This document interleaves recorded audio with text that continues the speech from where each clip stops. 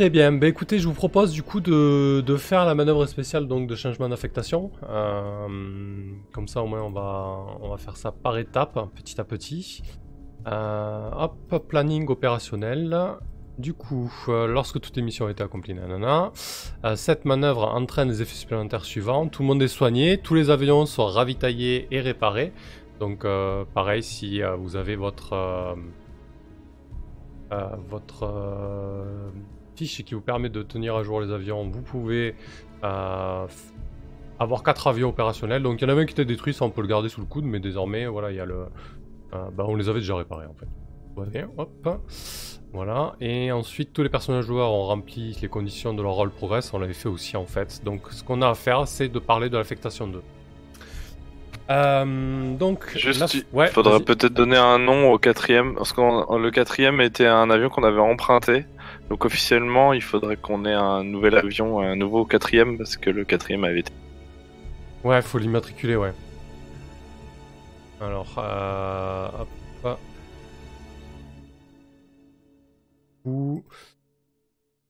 Ouais, c'est on a le 133. Ah oui, celui avec les points d'interrogation, là. Ok. Bah écoutez, tu peux effacer entre parenthèses avion emprunté, et vous pouvez décider d'une immatriculation, de lui attribuer un numéro sans aucun problème. Vous allez débuter cette nouvelle affectation avec 4 avions directement frais et disponibles. Donc... Ok, bah ce sera le 111 du coup. Parfait. Donc l'affectation 2, c'est votre première affectation sur le front. L'armée russe dans le bassin du Don, dans le Donbass, n'est pas au mieux de sa forme. Elle est plus dans une période de repli stratégique qui ressemble presque à de la débandade. Voilà, les forces d'Hitler ont pris une bonne partie de ce bassin, ont pris la Crimée et notamment des points stratégiques de ravitaillement. Et ça se ressent au niveau de votre aérodrome. 2 mois se sont écoulés depuis la fin de votre entraînement. Désormais, on est en juin 42. L'été est là, mais bon, ça ne veut pas dire forcément que le moral est au beau fixe, même si le temps est plutôt ensoleillé en ce moment. Là où vous vous trouvez, vous êtes vraiment dans votre zone d'opération, c'est-à-dire que tout autour de vous, il y a des cibles potentielles de bombardement. Vous êtes vraiment au front. Et surtout, ce qui vous marque au quotidien, c'est le bruit incessant de l'artillerie ennemie, les bombardements que vous entendez au loin de jour, sûrement les tac-tac des armes qui doivent résonner dans votre camp de base. La région est plutôt une région agricole à la base, avec pas mal de forêts, pas mal de marais, pas mal de champs, avec quelques exploitations minières, donc il y a pas mal de choses pour vous repérer, mais ça on en parlera un petit peu avant la phase nuit en fait, pour poser un peu le décor, ce qui vous permettra de vous repérer la nuit et de mener à bien vos missions. Là on va plutôt se focaliser sur ce à quoi ressemble votre affectation. En gros là, c'est vraiment le chaos. Tout ce qui est ravitaillement, chaîne logistique, etc. Tout ça est totalement en vrac. C'est un bordel monstre.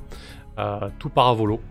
Donc tout ce qui est pièces détachées, consommables, voire même produits quotidiens, c'est-à-dire nourriture, etc. Ça peut être très très compliqué certains jours. Donc il va falloir composer avec ça. Il faut aussi composer avec le fait que parfois vos avions peuvent être déployés dans des entrepôts de jour qui sont beaucoup plus loin. Donc peut-être que vous allez vous retrouver juste avant l'affectation avec un avion qui se trouve sur un autre hangar, parce que tout le monde a besoin de matos et c'est un gros bordel logistique. Et ce bordel logistique pour cette affectation 2 est traduit mécaniquement par le fait que vous ayez -1 continu sur tous vos jets de taxer et réparer. Donc votre camp de base s'appelle Trud Gormiaka, c'est ça, Trud Gormiaka, puis ils mettent pas avec ces noms. Voilà, donc en gros, le mot d'ordre, c'est, on va appeler ça Trud, Gorniaka, c'est en plus, c'est pas M, Gorniaka, Trud Gorniaka. Le mot d'ordre, c'est bienvenue sur le front, démerdez-vous. Voilà, pour la faire simple. Ok. Voilà un petit peu l'ambiance de ce camp de base. Vous vous retrouvez dans d'anciennes tranchées qui ont été aménagées en lieu de vie. Alors tout le monde a ces images de la Grande Guerre, de la Première Guerre, avec les tranchées qui servaient vraiment de lieu de vie. Ben là concrètement c'est ce que vous vivez à Trud Gorniaka, donc quelque chose d'assez exigu, d'assez terreux et d'assez cloisonné en fait, hein. Ce qui n'aide pas non plus à la bonne ambiance et à la bonne entente de tous, j'imagine, et de toutes. Du coup, il y a quelques questions pour poser un petit peu le contexte et mettre un petit peu de cadre dans tout ça. La première question, je vais la poser à Paulina, tiens. Quelle femme officier du 588e n'était pas en état de voler lors de l'arrivée du régiment à Trud Gorniaka? Paulina. Du coup, ça doit être une de nos supérieures ou il faut que j'invente un PNJ? Alors ça peut être une de nos supérieures, si tu veux directement taper dans les PNJ qu'on a déjà castés, mais tu peux aussi en inventer un. C'est comme tu le veux. Du coup, je vais peut-être en inventer un sur le pouce, là. Très bien. J'ai les portraits en bas, là, qui sont prêts. Ok. Donc, je vais l'appeler... J'hésite entre deux. Evgenia, non, je crois Evgenia. C'est l'équivalent, j'imagine, d'Eugénie en français. Ouais. Donc, Zenia, c'est le diminutif. Et alors, qu'est-ce que j'ai comme nom? Isaïeva. Très bien. Si tu veux, je te le mettrai dans le Ouais. chat. Je l'écris à l'arrache, là, à la phonétique, mais je suis pas sûr du tout que ce soit ça. Je vais le faire, t'inquiète pas. Ça marche. Je pense qu'en fait, elle a dû passer... Donc, elle a dû passer lieutenant, peut-être, sur la base d'entraînement. Et pas de chance pour elle, elle a dû attraper juste avant qu'on arrive à Trud. Elle a dû choper une sale maladie, peut-être en plus un truc contagieux, pas cool, qui pourrait se répandre sur la base. Genre, je sais pas, une gastro ou un truc, plus Ouais. un truc bien pénible, surtout si on est dans des tranchées et tout. Et non, du coup, elle est pas du tout en état d'exercer sa mission. Et du coup, il se murmure peut-être que en tout cas, il y a quelqu'un d'autre qui va être nommé lieutenant et peut-être que son avancement est en jeu, quoi. D'accord. Ah oui, elle risquerait de se faire évincer, quoi. Voilà. Je sais pas. Si ça te va, hein. Non, ouais, c'est très bien. Très bien, mais puis ça fait planer aussi un petit peu la maladie et d'autres choses pas cool sur le régiment. Et pourquoi pas aussi cette idée que il y aura peut-être une place de lieutenant à récupérer en jeu, quoi. Très bien. Je te laisserai corriger. Je sais pas si vous avez accès au texte, si vous pouvez modifier là. Tu vois, je viens de la créer. Roll20, je sais pas si c'est aussi flexible que Muro. Je crois que les joueurs ont peut-être accès, je sais pas trop. Ou tu peux essayer, si t'as pas accès, c'est pas grave. Au pire, je te mettrai GM plus tard, c'est pas un souci. Voilà, Du coup, je te l'ai mis dans le chat le chat de Roll20. Je sais pas si ça te va. Et il faut que je choisisse un portrait, c'est ça? Alors, j'en ai mis un, mais tu peux en choisir un. Ah non, bah vas-y. Très bien. Je te fais confiance. Ça marche. Parfait. Ok. Bah écoute, très bien, donc Eugenia... Alors, je vais virer ce cadre rouge là. Hop, hop. Voilà, je vais juste mettre son nom comme ça ira très bien. Ça marche, donc cette Eugenia est malade, elle vient d'être promue lieutenant, mais c'est mal barré pour elle. Parfait. Du coup... Ensuite, deuxième question pour Galia. Quelles précautions ont été prises pour tenir le bétail à l'écart de la piste et pourquoi ne fonctionne-t-elle pas?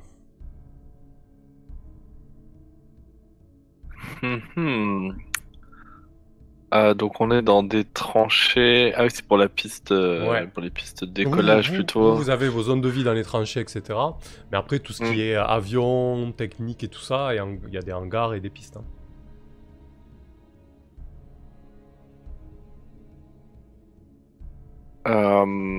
Bah, peut-être qu'on a demandé à des, alors, je sais pas, il y a quand même des villages où là vraiment c'est vraiment des zones de combat. Du coup, il y a plus de civils dans le coin.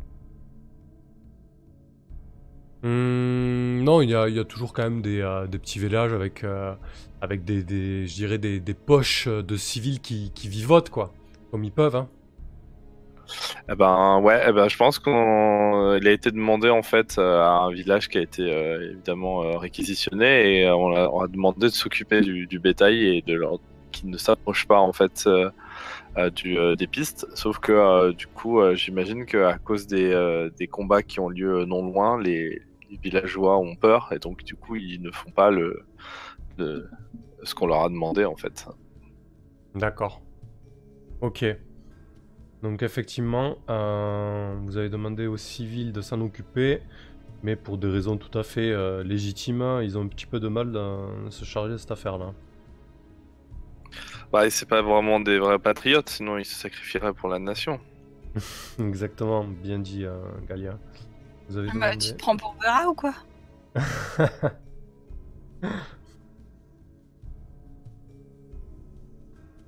Occupé, je prends des notes. Hop, hop. Et ils ont du mal, parfait. Ça marche. Alors Vera, qui a donné le surnom de Queue jaune au pilote allemand du FW190 manifestement obsédé par votre régiment? Alors j'imagine que c'est un pilote de chasseur qui doit faire des sorties régulières et qui vous traque dans les cieux du Donbass. Si ça va à tout le monde, moi je proposerais bien une Varov, parce que je la vois bien être très, comment dire, pas donner de surnom à personne, ni à rien du tout. Et à ce chasseur-là, elle lui donne ce surnom-là. C'est la seule fois où on l'entend donner un surnom à quelqu'un. Et du coup, ça nous fait un peu peur parce que s'il mérite ce traitement-là, c'est qu'il est particulier. Ouais, mais là, il a très certainement déjà battu un voire deux PO2, ce qui est de nuit pour un chasseur qui n'a pas forcément les capacités optimum pour abattre un PO2, ce qui est quand même exceptionnel, quoi. Ok. Si ça vous va, Paulina et Galia. C'est bon pour moi, oui. Mais simplement, juste queue jaune, je vois pas du tout ce que ça veut dire. Je sais pas, peut-être il y a que moi qui... Bah du coup peut-être que son chasseur a la queue peinte en jaune, avec peut-être des symboles de flamme ou je sais pas, une espèce de coquetterie de pilote de chasseur, tu vois. Ok, d'accord. Et du coup j'ai une question pour Vera, désolée. Du coup pourquoi il est obsédé par notre régiment? Ouais, c'est intéressant ça. Eh bien, je dirais un mélange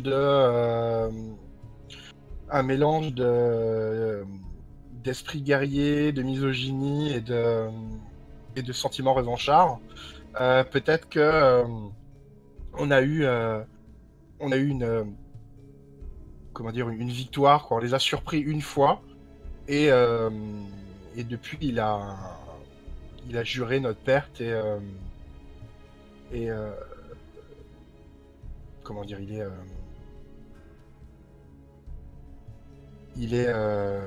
c'est quoi le terme que je cherche? Enfin, il a envie de nous éradiquer de la guerre, quoi. Je pense que c'est ça. Il est particulièrement virulent à nous exterminer toutes, et particulièrement nous, quoi. Genre, je sais pas si peut-être des fois il y a des missions en commun avec d'autres régiments. Il arrête tout ce qu'il fait pour descendre un de nos avions à nous, par exemple. Ok, ça a l'air d'être le camarade idéal. Parfait. Ouais, surtout que là, bon, depuis que vous êtes sur le front, concrètement, votre rôle, c'est de harceler les Allemands la nuit. C'est-à-dire quand les hommes sont censés se reposer, vous êtes là, vous les bombardez, vous les harcelez littéralement. Donc très rapidement, le C188e s'est fait une réputation assez inquiétante. Et c'est d'ailleurs de là que vous avez été surnommés les sorcières de la nuit, quoi. Donc oui, effectivement, il a sûrement de très bonnes raisons de vous haïr et de vous traquer, quoi.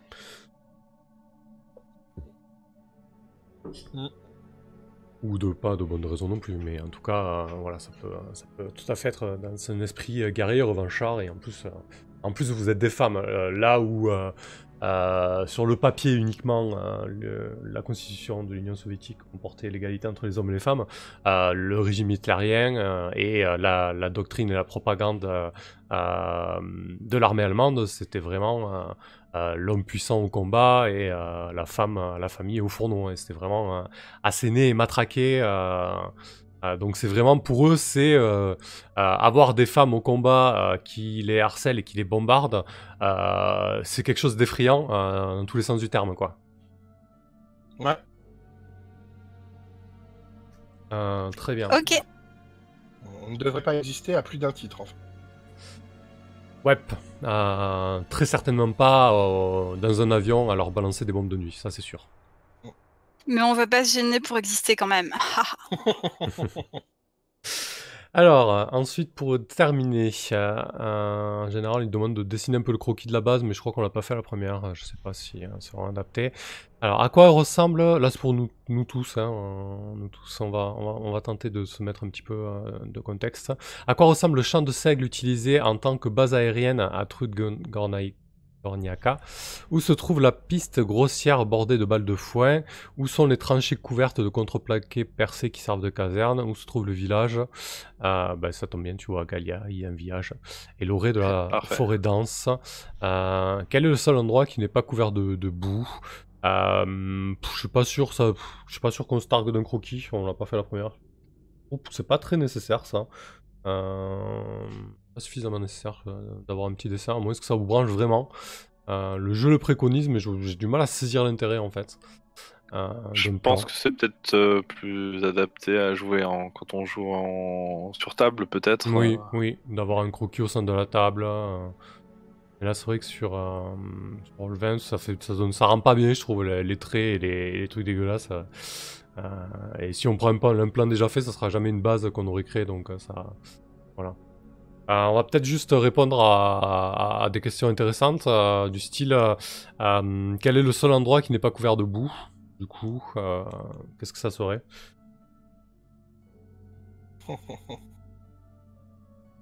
J'ai envie de dire le mess, non? Des officiers. Ouais. Il est entretenu tous les jours, tiens. Oui, c'est très bien ça. Ok. Reste des officiers, parfait. Donc il y a un village à proximité quand même, ça aussi il faut l'avoir à l'idée. Et il y a aussi une forêt dense qui n'est pas loin, ça peut avoir un intérêt. Voilà, donc c'est vraiment... bon, c'est l'été, mais il pleut souvent, vous l'avez bien compris, le terrain est assez boueux.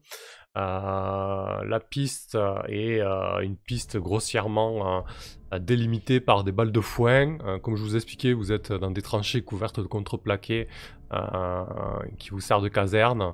Non loin, il y a un village avec des civils et du bétail, une forêt dense, et donc un mess des officiers plutôt bien loti. Très bien.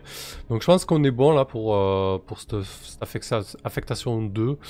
Pour le jour, on verra la nuit, on détaillera un petit peu plus la zone tactique lorsque la première mission s'offrira à nous. Et en attendant, on va rentrer un petit peu dans le vif du sujet. Alors je voulais commencer avec toi, Paulina.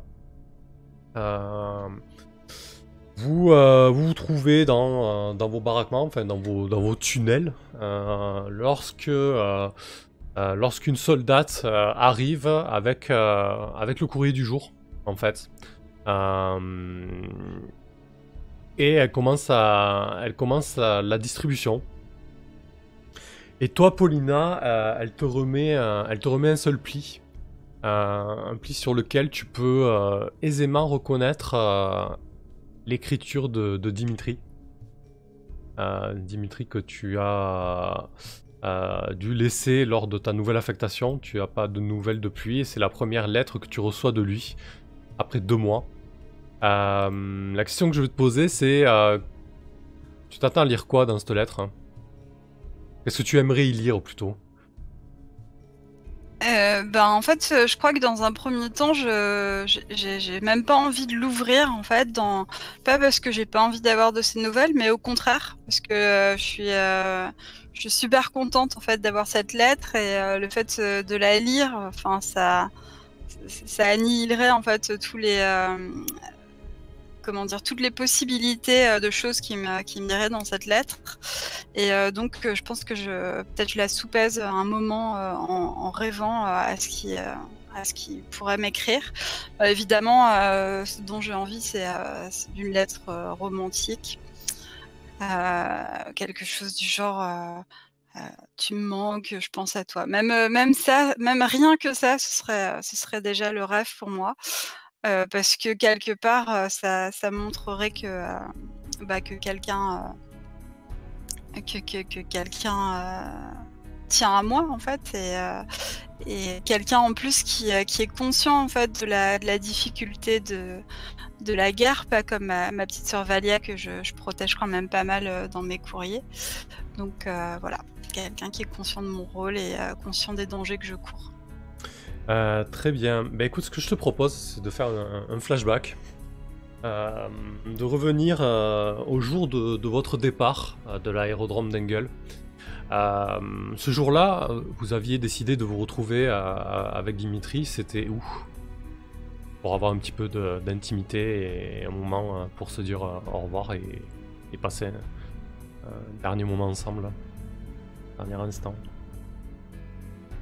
Du coup, c'était certainement pas derrière les dortoirs, là où je savais que Vera et son Fédia se retrouvaient régulièrement. Ouais. Peut-être dans un coin du hangar où étaient bricolés les avions, peut-être derrière ceux qu'on avait mis au fond et qui seraient les derniers à être réparés parce qu'ils étaient vraiment abîmés et donc on les avait mis là en sachant trop pas ce qu'on allait en faire. Est-ce qu'on allait les mettre au rebut ou est-ce qu'on allait finir par les réparer et donc du coup il devait y avoir quelques avions comme ça dans le fond du hangar qui encombraient un peu la vue et qui permettaient de se cacher et peut-être que même on est monté dans un avion comme ça, très pas mal. Ah ouais, chouette. Parfait. Donc effectivement, vous vous retrouvez dans un PO2, un petit peu comme dans un peu face à face, même si c'est pas hyper confort pour Dimitri qui s'est mis à l'avant de l'avion et donc qui est pas tout à fait bien installé sur le siège du pilote, mais ça lui permet euh, de t'avoir en visu et pouvoir te regarder dans les yeux lorsqu'il te parle. Tu le sens un petit peu angoissé, un petit peu sur la retenue. Il est beaucoup moins expressif que d'habitude. Habituellement, tu remarques, tu aimes bien son regard doux chez lui, mais là, il y a une voile d'inquiétude sur ses yeux. Qu'est-ce que tu fais, Paulina? Ben, du coup, peut-être que je lui prends la main, tant que que l'espace entre nous le permet. On doit être Ouais, elles sont un proches peu les deux tordu. sièges, quand même. Ça va, Mmh. oui. Et je lui dis: «Ben, qu'est-ce qui t'arrive, Dimi, enfin, tu sais, c'est la dernière fois qu'on se voit avant un moment, donc enfin, ce serait bien, je sais qu'évidemment, les choses, se passent pas toujours bien, on est en guerre et tout ça, mais je pense qu'on gagnerait pas mal à faire comme si de rien n'était». T'as, t'as peut-être raison, Paulina. C'est juste que je m'inquiète pour toi. Et on a discuté un petit peu avec les gars du régiment et on n'est pas tout à fait d'accord avec tout ce qui se joue dans cette guerre, la façon dont on est traité, et la façon dont vous êtes traité. Euh, Regarde les autres nations, ils n'en voient pas. Il a du mal à le dire, je sais pas comment amener ça. Euh, Ils n'envoient pas leurs femmes au front, Paulina. Tu penses que c'est une bonne chose de risquer vos vies, la vie des mères de nos enfants, la vie ouais, la vie de nos femmes. Je suis pas sûr d'être ok avec ça. Je m'inquiète pour toi. Je m'inquiète pour cette affectation, pour les premiers vols que tu vas effectuer au front, Paulina. Je m'inquiète pour toi, tout simplement.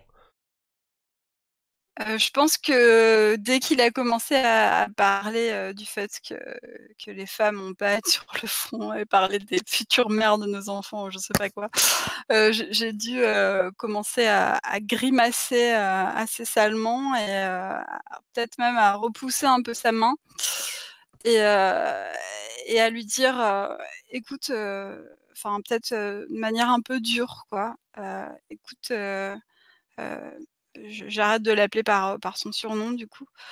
Dimitri, enfin ça me vraiment j'aime pas du tout cette façon dont tu parles, de nous.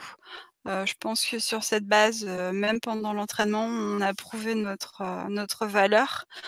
Hem, c'est, Staline, lui-même, sur, les recommandations heu, de notre, chef qui a créé cette unité. Je pense qu'il savait, ce qu'il faisait, hem et je pense que il savait, ce qu'il voulait. Enfin, je sais pas comment dire, lui-même il a instauré, l'égalité entre les hommes et les femmes, dans notre pays, on a prouvé notre valeur, enfin qu'est-ce qu'il te faut de plus? Et puis, ne va pas me parler de la mère, de nos futurs enfants, c'est bon, Dimitri, on n'est pas mariés quoi, enfin, pour l'instant on s'amuse un peu, c'est moi je tiens à toi, c'est sûr, mais voilà, on est loin d'être là, donc non, vraiment, là, j'aimerais bien, enfin, tu changes un peu de discours et enfin, je voudrais pas passer pour une patriote non plus, mais j'ai l'impression que ça frise, l'insubordination et que tu pourrais peut-être être, inquiété pour ce genre d'opinion. Euh, il encaisse tout ça. Euh, Est-ce que t'essaies pas peut-être... Je sais pas si on peut déclencher un move là-dessus, je suis pas certain. Non, ça marche pas, là, jouer. Non, il va te répondre. Il dit, ouais, je sais bien tout ça, et puis je sais que quand ça te tient à cœur, le front, la, la mission qui vous est affectée, tout ça, c'est juste que voilà, on a eu quelques conversations au régiment et ouais, peut-être que peut-être que les camarades m'ont mis des choses en tête. Il y a un paquet de gars qui sont pas d'accord avec ça. Euh, J'avoue que je suis un peu perdu avec l'imminence du changement d'affectation, la guerre, tout ça. Je crois que je vis un peu mal. Je voulais pas t'offenser, Paulina. Je voulais juste te dire à quel point je m'inquiète pour toi et à quel point tu comptes pour moi. Il s'arrête un petit peu, comme s'il attendait quelque chose en retour.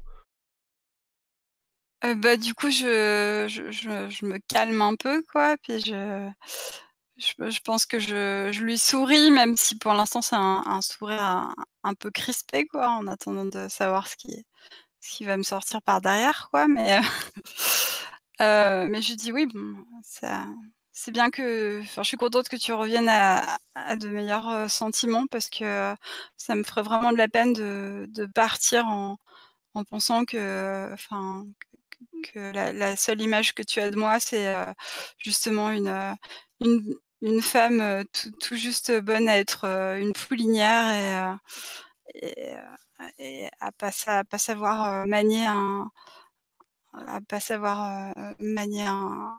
PO2 quoi.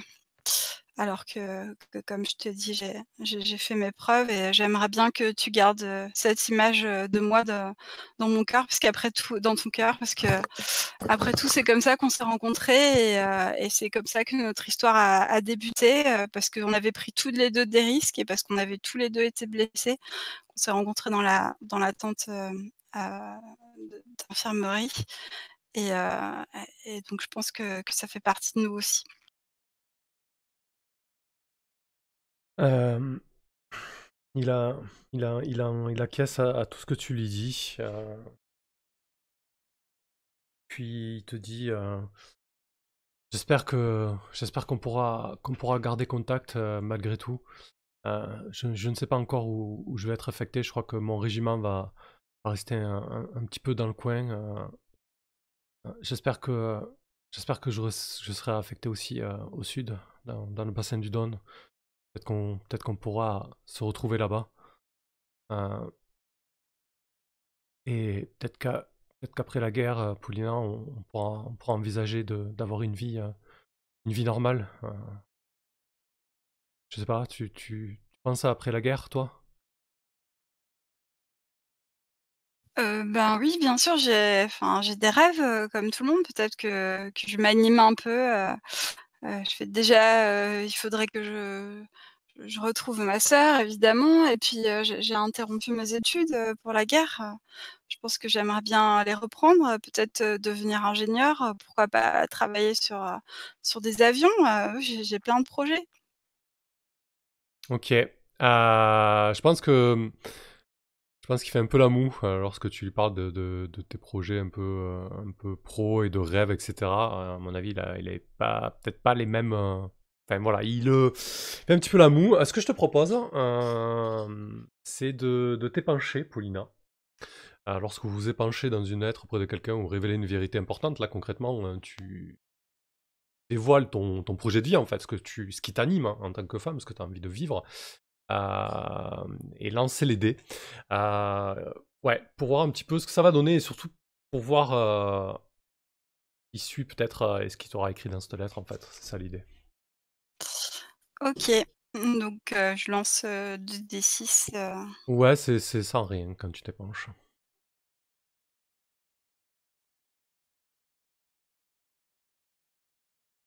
Moi j'ai plus de musique mais c'est parce que j'ai ma connexion qui est complètement à la ramasse. Oula, oui, joli c'est joli. très, très mauvais. C'est un 6 moins. Vos tentatives sont infructueuses, comprises de travers ou au contraire percées à jour. Ok. Euh, Donc, on revient dans le présent. Tu as la lettre dans les mains. J'imagine que tu l'ouvres, Paulina. Oui, bah, je vais bien finir par l'ouvrir, oui. Mmh. Donc, tu l'ouvres, tu prends connaissance de son contenu et tu as effectivement une lettre de Dimitri, plutôt longue, hein, dans laquelle il t'explique qu'il est il est affecté plus à l'ouest, il est vraiment au front, beaucoup plus que ce que vous l'êtes. En fait, il est pas loin de Moscou, en train de repousser les dernières poches allemandes suite à la bataille pour la ville. Et il enchaîne ensuite sur ses sentiments pour toi, sur de comment il voit l'avenir. Il dit qu'il a beaucoup réfléchi à l'après-guerre, à comment il envisage les choses, qui comprend que tu aies envie de faire des études, de concevoir des avions, etc.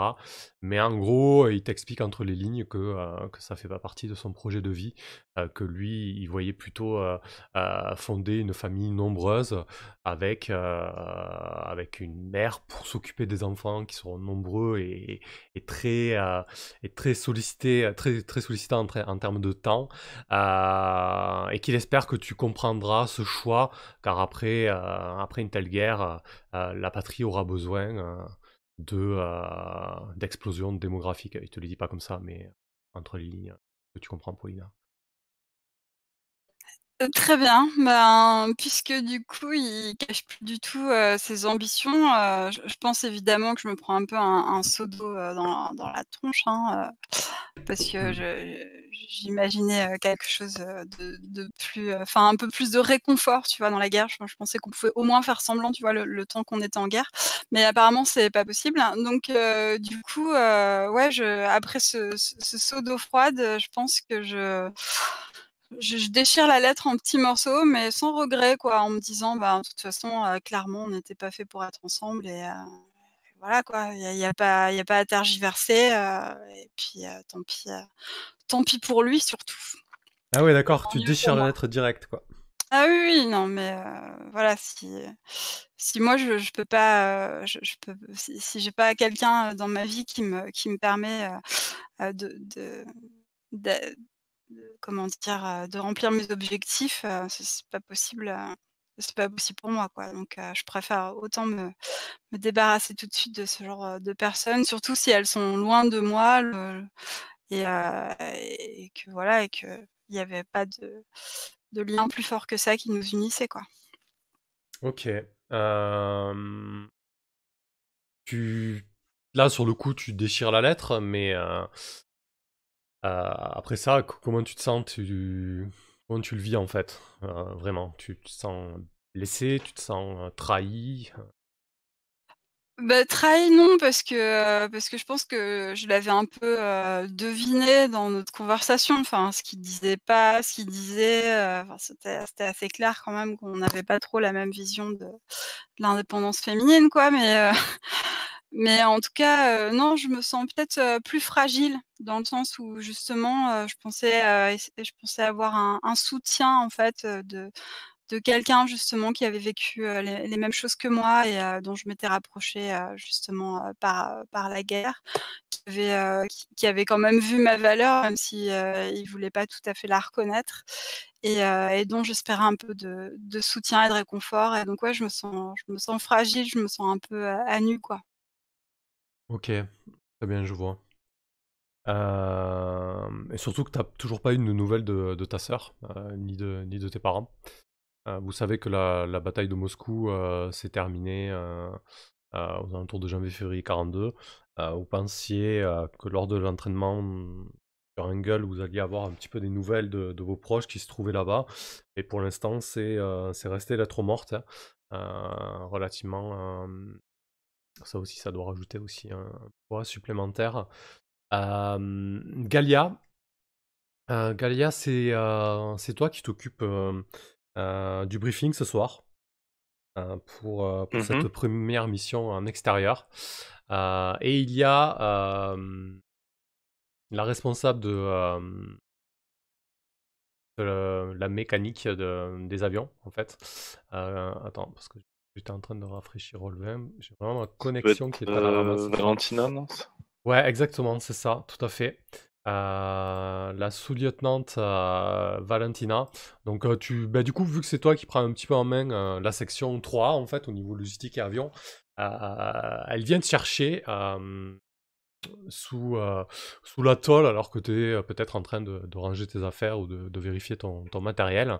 Elle vient te voir et te dit Galia, on a vraiment un problème pour ce soir.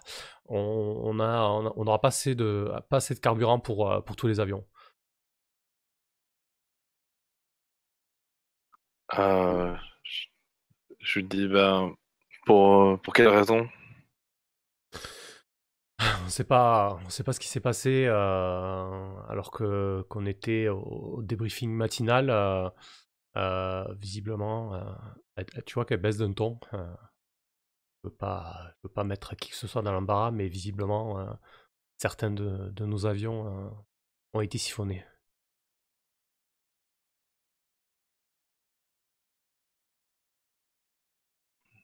Ok.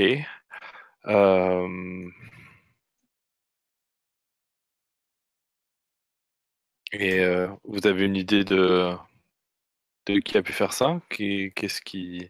Je sais que les ressources sont de plus en plus manquantes, mais qui a le plus d'intérêt à récupérer l'essence?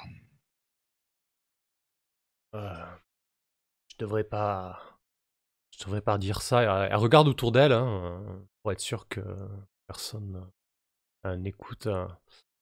Certaines de mes filles m'ont dit qu'elles ont vu des gars du 218e régiment de bombardiers. C'est un régiment masculin de bombardiers de jour en fait. Les gars du 218e traînaient, rôdaient autour de notre hangar. Hmm.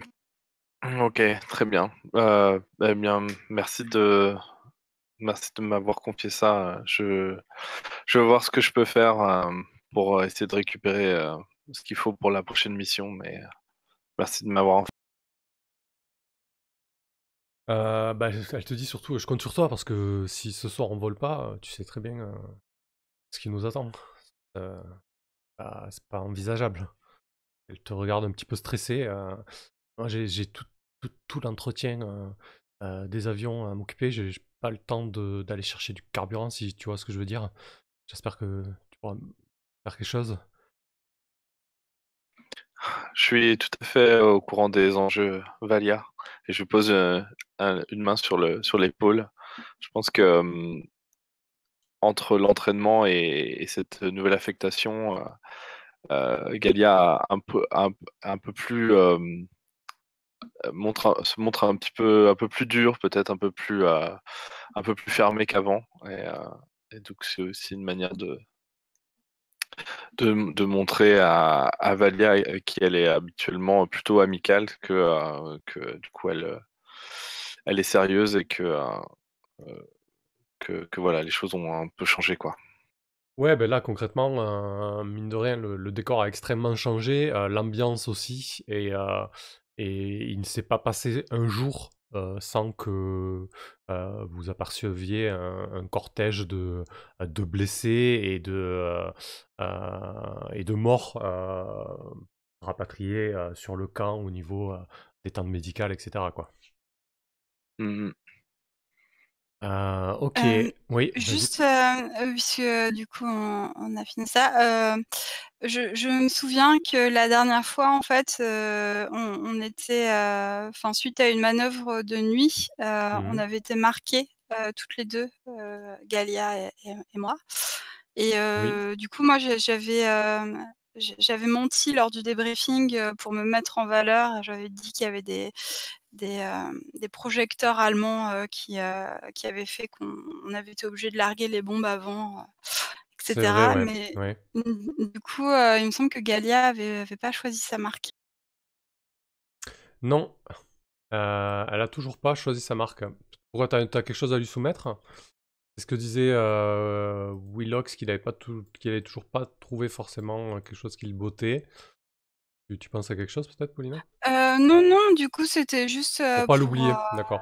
pour pas l'oublier et puis, ben, au cas où qu'il y ait quelque chose qui colle avec, la fiction, et tout ça, que de pas l'oublier quoi Ouais, ouais. pour avoir les marques.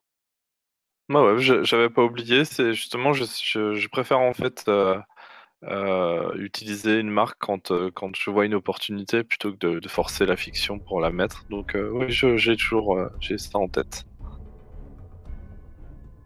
Ok, Ok, cool. parfait. Ça marche. Que fait Vera là? On est le matin, vous venez de prendre votre repas.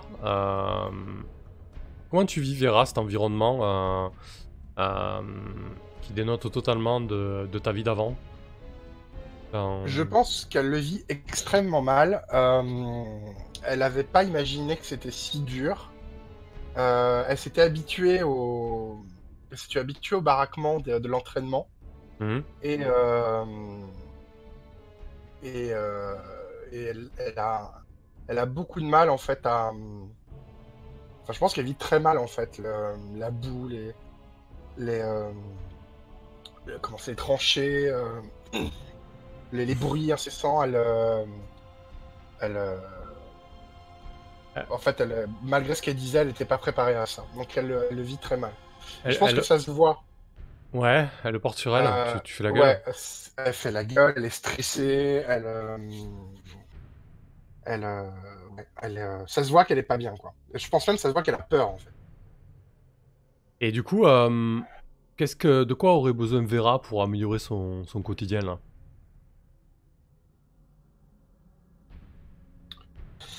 Euh, Quelque chose qui lui ferait plaisir ou quelque chose de vital peut-être ou d'essentiel pour elle?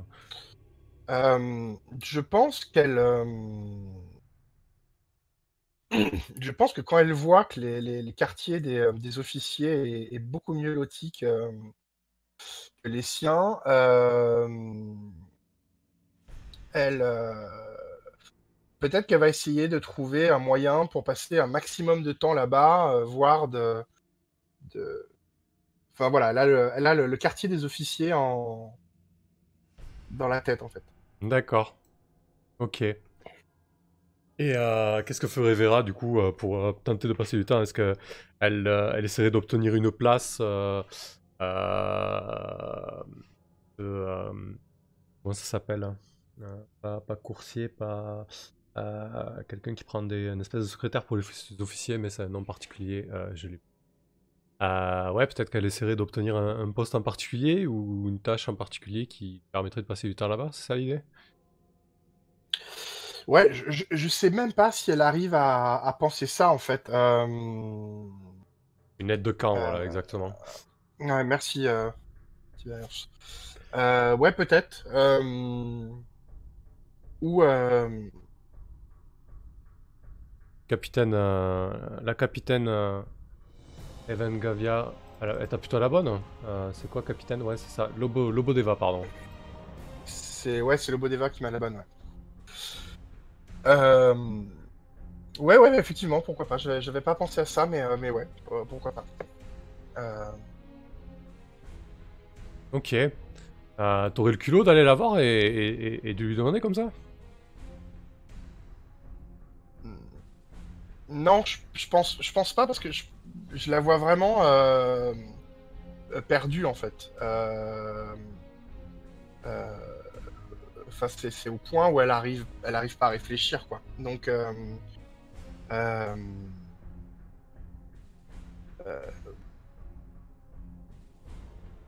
je pense qu'elle se dit bêtement qu'elle va réussir à grimper les échelons rapidement.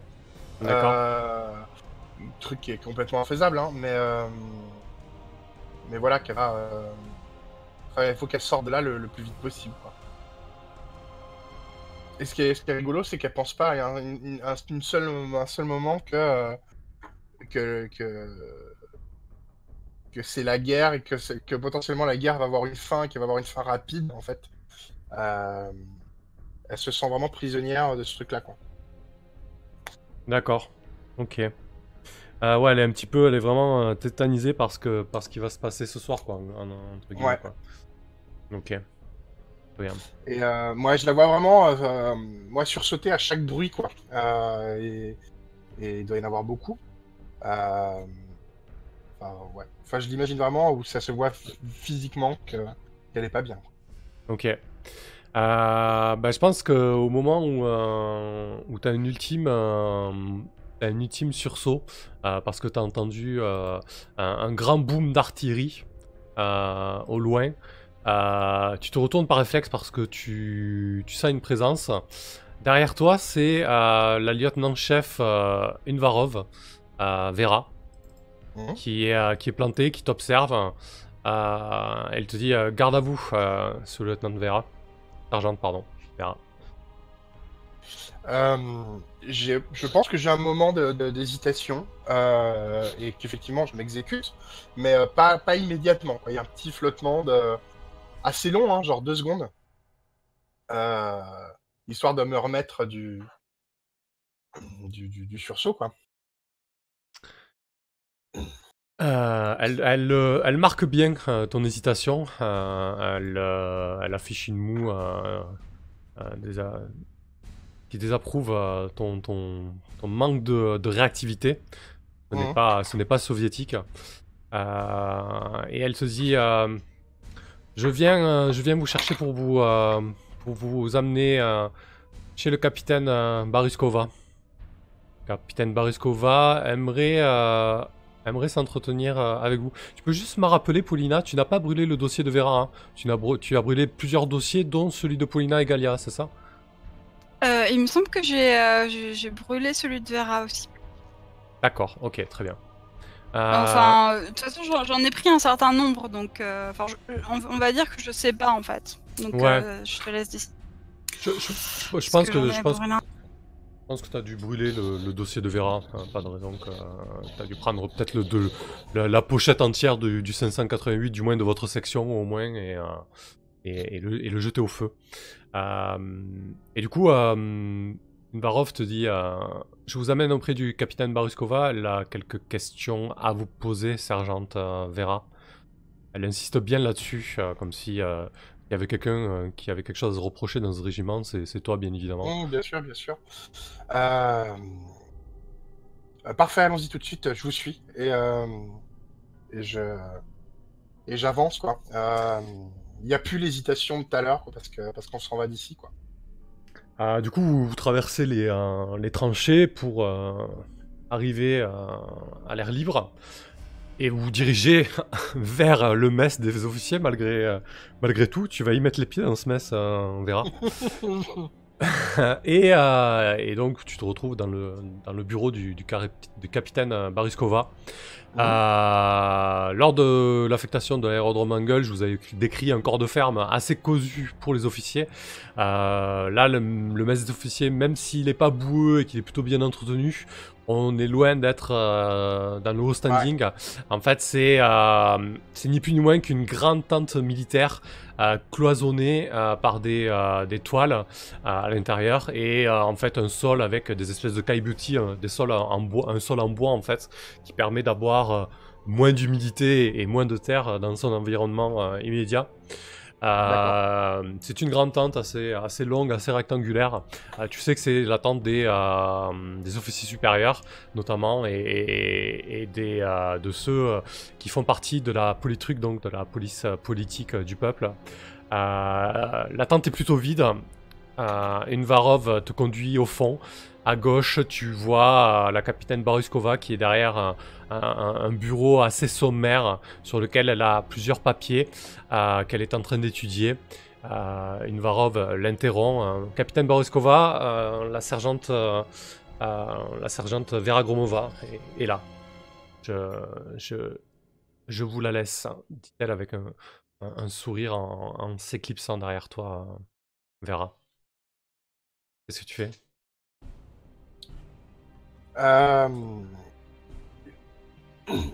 Je pense que je me retourne pour voir Invarov. Je sais, voilà, je sais pas si je dois lui sourire ou pas, ou peut-être je lui dis d'un filet entre les dents un merci pathétique.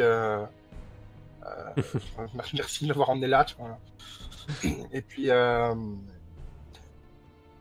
qu'elle entend, qu'elle voit, bien sûr. Hein. Et puis je me retourne vers le capitaine avec un silence un silence qui trahit ma peur d'être là. En fait. Ouais. Et du je coup, me suis rendu compte en fait, en y allant, que c'était peut-être pas si bien d'y aller. elle doit voir la crainte sur ton visage. Elle a peut-être pas un sourire, mais tu vois qu'elle a des yeux malicieux, quoi. Qu'elle est en train de calculer son prochain coup à ton encontre. Elle se lève pas pour t'accueillir. Elle est derrière son bureau avec son uniforme parfaitement cintré, sur lequel elle exhibe sa médaille de l'ordre de l'étoile rouge et son étoile d'héroïne de l'Union soviétique, la distinction la plus prisée au sein de l'Union. Et elle te dit, elle t'invite à t'asseoir. Asseyez-vous, Sergent Vera. Nous allons avoir un petit entretien. Très bien, je m'assois. Si je dis pas de conneries, il me semble que Unvarov savait que le NKVD avait un dossier sur toi. Hein. Ça me dit quelque chose, ça. Oui, c'est elle qui m'avait fait les reproches. Ouais, exactement. Unvarov fait de courant.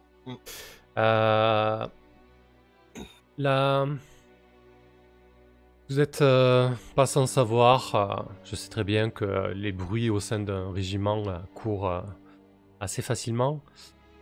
Lorsque nous étions sur l'aérodrome d'Angel, quelqu'un a cru bon de brûler certains dossiers de la police du peuple. Un acte hautement répréhensible. Une trahison de notre doctrine et de notre esprit. Tout de suite. Elle enchaîne, elle dit la lieutenant-chef Unvarov est venue dans ce bureau bien avant vous.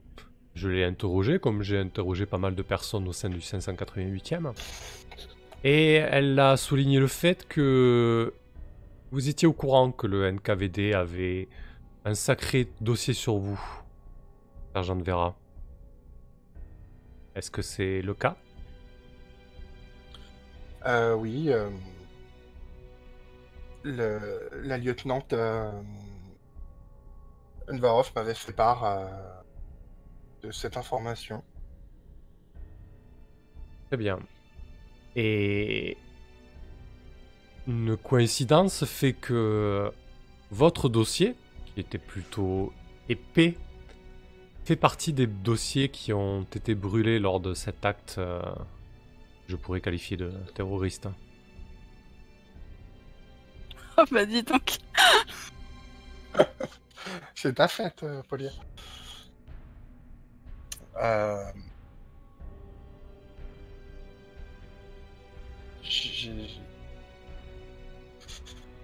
Je vous mentirais si je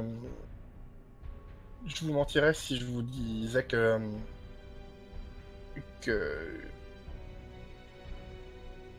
je cherche mes mots, je bafouille. C'est pas moi qui ai brûlé les dossiers. Peut-être à ce moment-là que vous savez qui a brûlé les dossiers. Je reste persuadé que c'est l'une d'entre vous, l'une des... Comment les Allemands les appellent? L'une des sorcières de la nuit qui a perpétré ça.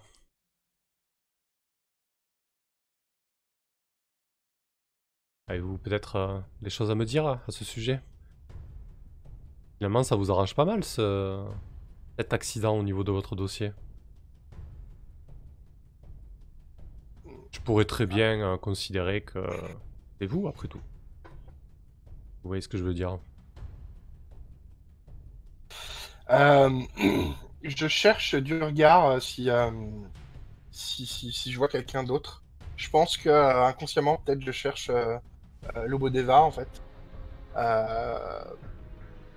Et puis peut-être que je me dis que ça me fait gagner du temps avant de répondre. Évidemment, il y a une voix dans ma tête qui me hurle de dénoncer Polia tout de suite. Parce qu'il n'y a pas de raison que ce soit moi qui soit là et pas elle.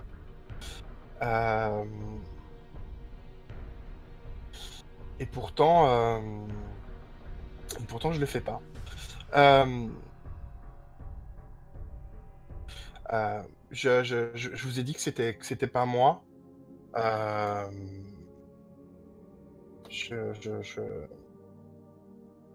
Effectivement, j'ai vu les dossiers brûlés,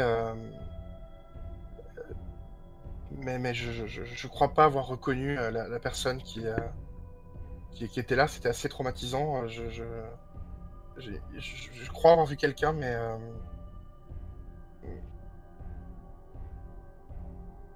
je saurais pas me rappeler qui c'est. En tout cas, je peux vous assurer que jamais j'aurais brûlé des dossiers qui, bien que ayant des informations concernant, pourraient être utiles pour la, pour la suite des opérations et pour nous assurer une victoire rapide. Elle doit bien noter tes hésitations et tes explications. Oui, hein, je bafouille énormément en disant ça. Bah écoute, très bien, tu choisis donc de mentir. Ouais. Donc, entretien informel. Lorsque vous êtes interrogé par le NKVD, lancez D plus chance si vous mentez. Et on va voir ce que ça donne. Je suis là. C'est un 6-. C'est un 6-. Ouais. Ok.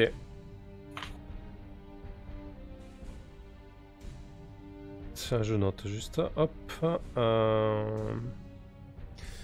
En cas d'échec, le commissariat du peuple aux affaires intérieures s'intéresse à vous. Je pense que la capitaine Bariskova ferme le dossier qu'elle avait ouvert, le claque plus que de raison. Tu m'arrêtes si je dis des conneries, peut-être que ça te fait sursauter du coup, ça ressemble peut-être à un tir d'artillerie très proche. Elle claque le dossier et elle te dit très bien, sergent Vera, je note votre version des faits. Je note aussi que visiblement vous étiez à proximité des lieux lors de l'événement, puisque vous semblez affirmer que vous avez, semble-t-il, aperçu quelqu'un que vous n'avez pas réussi à reconnaître. C'est seulement à ce moment-là que je me rends compte que je lui ai dit ça. Et ça se voit en fait, sur mon visage. Vous pouvez disposer, sergent Vera. Ok, j'y vais. Et puis je pars sans rien dire. Ouais, tu reparcours la tente, tout le long de la tente, cette tente vraiment longiligne. Si tu hasardes un coup d'œil en arrière avant de la quitter, tu vois la silhouette de Bariskova en fond, les mains croisées dans le dos, les pieds plantés dans le sol, en train de t'observer sortir de la tente. Oui, effectivement, je le vois parce que je me retourne en fait au milieu, très discrètement. Hein. Donc je me retourne complètement. Et ça m'embête de la voir comme ça, mais bon. Et puis j'y vais. Ouais, tu te doutes qu'elle va pas en rester là, quoi. Vu son attitude et vu son ton. Parfait, Vera. Très très bien. De ton côté, Paulina, qu'est-ce que tu fais du coup?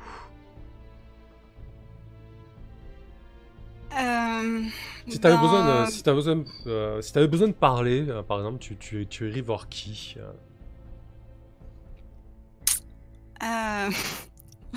Bonne question.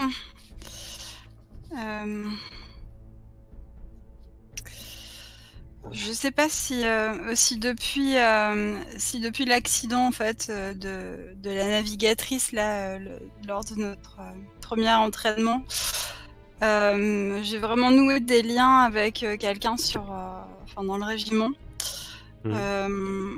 Sachant que du coup, ça a dû pas mal me refroidir dans le sens ah ben super, t'as des amis et puis en fait elles crèvent. Donc, je pense que non, ouais, je me vois pas trop m'être rapprochée. Je pense que je me suis fait des copines peut-être, enfin, Ouais. pour déconner un peu quand même pendant les moments de pause, etc. Mais de là à me confier à quelqu'un, je sais pas. Mais peut-être que du coup, ce serait une bonne occasion pour me confier à la première personne qui passe, en fait, tout simplement, Ouais, parce que j'ai besoin de m'épancher. Donc très bien. voilà. Bah, C'est peut-être moi du coup. non, bah ouais, parfait. Donc à Parce faire. que moi je voulais venir te voir. Donc Ok, t'avais un motif particulier pour venir me voir? bah oui, en fait, je voulais te parler de cette histoire d'essence qui a été siphonnée. Et du coup, je pense que je me dis que je dois te dire un truc du genre, vu ce que tu es capable de faire, je me dis que tu devrais pouvoir trouver une solution parce que moi, je sais pas trop. Enfin, tu vois quoi. Mais comment ça, est-ce que je suis capable de faire? Je pense que j'ai pris un ton vraiment très inquiet là. Non, je veux dire que, enfin, tu es quelqu'un de solide, qui est, enfin, qui est capable de prendre des décisions difficiles quand il le faut. Je pense que je dois baisser la tête vers mes pieds où il doit y avoir les petits morceaux de lettres que j'ai déchirés. Et puis peut-être j'en prends un sous le bout de mon pied, puis je le frotte contre le sol pour, pour le rendre bien dégueulasse. Et je dis sans lever la tête, écoute, peut-être parce que j'ai des larmes qui commencent à monter aux yeux, je dis: «Écoute, Galia, j'ai pas trop la tête à ça là, en ce moment. Je sais pas, si tu me vois comme quelqu'un de fort, d'habitude, mais en tout cas, je le suis pas trop aujourd'hui». Donc, je pense que je perds un instant mon regard dur que j'ai appris à prendre depuis ces dernières semaines, et puis je reprends un regard et un ton empathique. Je dis qu'est-ce que qu'est-ce qui se passe à Polia est-ce que tu veux en parler? On peut aller faire un tour si tu veux. Je pense que j'ai je dois avoir un petit rire et je dois te dire, quelque chose du genre, je sais pas franchement, Galia, si tu vraiment la personne, à qui en parler. Enfin, tu es tellement jeune, tu pas je pense pas que tu aies vécu des histoires comme ça. Je sais pas si tu pourrais comprendre. Dit celle qui doit avoir à peine 2 ou 3 ans de plus que Galia.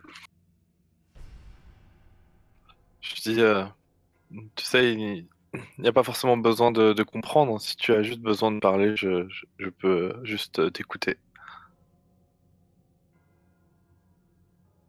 Hem, du coup, je pense que je m'assois même, à même le sol avec, les genoux contre moi et enfin tu dois comprendre que j'ai pas trop la force, en fait, d'aller me balader et enfin je me laisse un peu tomber comme un sac, par terre quoi et en gros, si on parle, ce sera là ou pas du tout, quoi. Mmh, je pense que je tente de prendre ton bras pour te relever, et je te dis, heu, on peut pas ici, il faut viens, on va derrière le va se promener du côté du village un instant. J'ai pas beaucoup de temps à t'accorder, mais ne reste pas là. Les tunnels ont des oreilles. Je te jette un regard un peu sceptique et je te dis, tu te rappelles la dernière fois qu'on a essayé de parler un peu à part des filles du régiment? Ça c'est un peu, ça s'est légèrement mal terminé pour nous.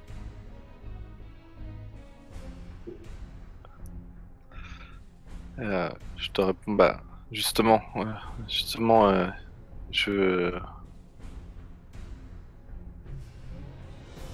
Justement, si on veut parler, il faut qu'on soit beaucoup plus précautionneuse que... Enfin, tu comprends. Oui, enfin, j'ai pas grand-chose à cacher, hein. De toute façon, les filles, elles seront au courant dans 10 minutes. Ça se répandra comme une traînée de poudre. Et je pense que celles qui m'ont un peu dans le nez n'hésiteront pas. Mais bon, si tu veux, allons discuter dehors si ça te rassure. De toute façon, j'ai besoin de lâcher cette bombe.